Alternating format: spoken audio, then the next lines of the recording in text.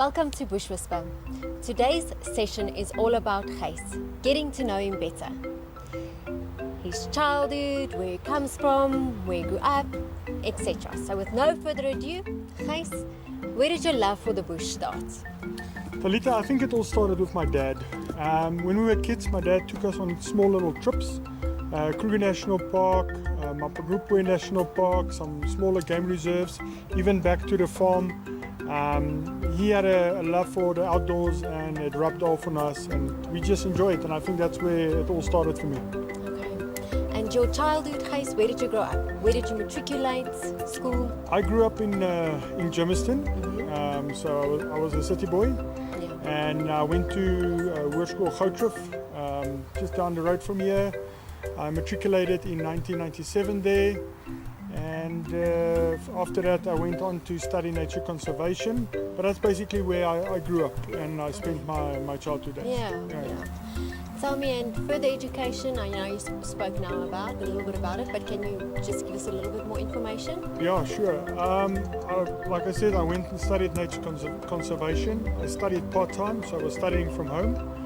And while I was doing that, I also did some smaller courses with a whole lot of different groups of people. It just gave me a broader base on my knowledge of the bush, the birds, the reptiles, working with tourists, you know, that sort of thing. Yeah. Any work experience prior to Bush Whisper? Yes, I worked for another big tour operator. They specialized in overland tours in southern and east Africa, so all the way up to Kenya. And that's where I really got to know Africa. You know, when I studied nature conservation, the only thing I had in mind was being a game ranger, working in Kruger National Park, driving a... Very narrow-minded. Yeah, very narrow-minded. Never knew the broader spectrum of tourism, what it's really about.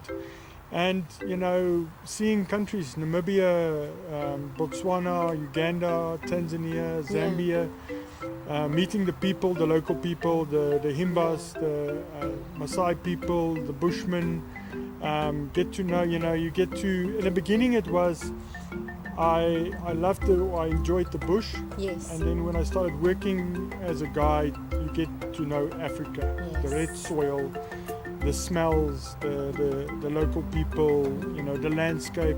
It's definitely, I always tell my sister, my heart pumps Africa. Yeah. And that's where my love is. Yeah. And I can see the passion really comes through. Gijs, where did everything start for Bush Whisper? Well, Bush Whisper for me started at the end of my guiding career for the previous company. I did a motorbike trip with some of my friends. Yes. Up to northern parts of Ethiopia for 6 months. We covered about 27,000 kilometers. And when we came back, it took us about 5.5 months or so. When we came back, Denise, my brother, introduced me to you. And you had your idea of, you know, what you want to do in the future, and that's where it all started. It was the beginning. Yes, yeah. in short. In short, very short. Yeah.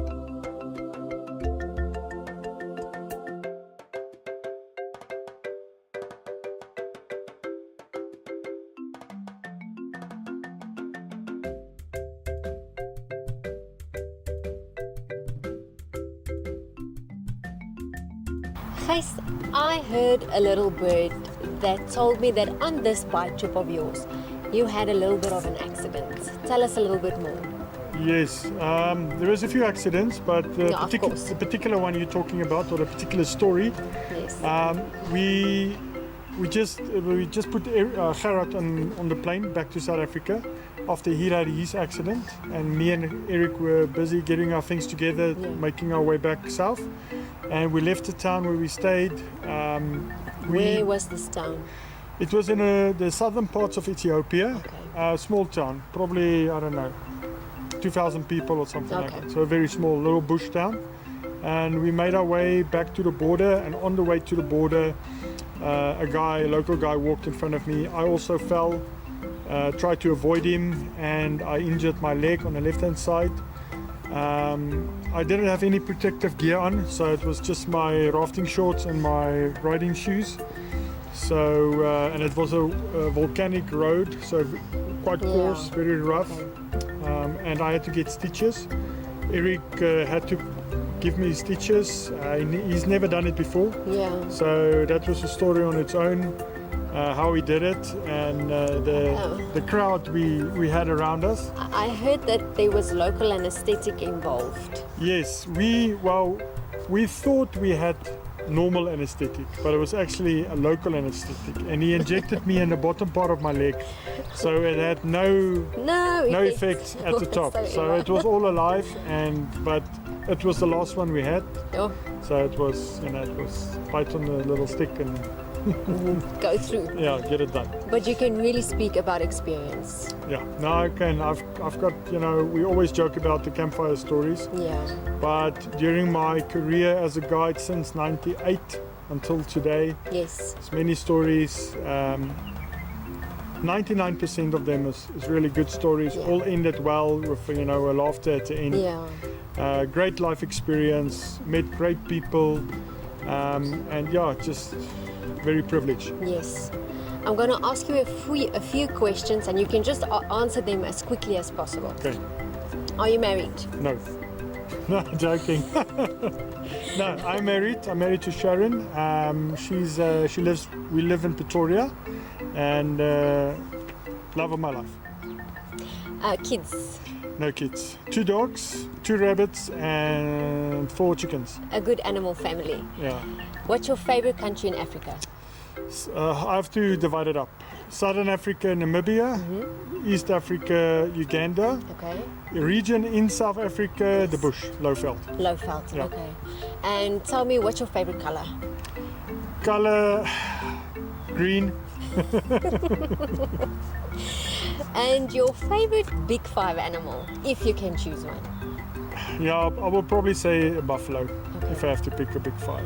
But And- it's not my favorite animal, but Yeah. it's if I have to, between a big 5. Between them. Yeah. And I know a lot of people don't know there's a small 5, but there is. Can you tell us which one is your favorite? Small 5, I would say the rhino dung beetle. Okay. Thank you very much, Gijs. We're also going to be discussing the question of the day, and that's all about visas. Gijs, the visas, costs, do you need them, which What's countries? involved? Yes. Okay. For the foreigners, if you want to go to Namibia and Botswana, you don't need a visa. Okay. If you want to go to Mozambique, you do need visa. It's better to get it beforehand. Zambia, Zimbabwe, you can get them at the border. It normally takes a bit longer. You need to have some time and a lot of Yeah. patience, but you can do it. Otherwise, it's better to get them beforehand. Okay. Contact the local embassy, particular to that country. Yeah. Get the information from them and get the visa done. Okay. For South Africa, there's a very small list of countries that do not need visas. Do need visas for South Africa. That you can find out from your local embassy. So it's quite easy. Okay, so for the basic is to go to your local embassy and get all the information. Your costs you also will be able to find there. Correct. And if they don't, they can always contact us. Yeah, 100%. Contact us. For me, gijs@bushwhisper.coza or for Talita @bushwhisper.coza. Otherwise, website www.bushwhisper.coza. Click on there, we'll have the info, or you can speak to us. Directly, yeah. Speak to Talita on live chat. Thank you very much from the both of us. See you soon.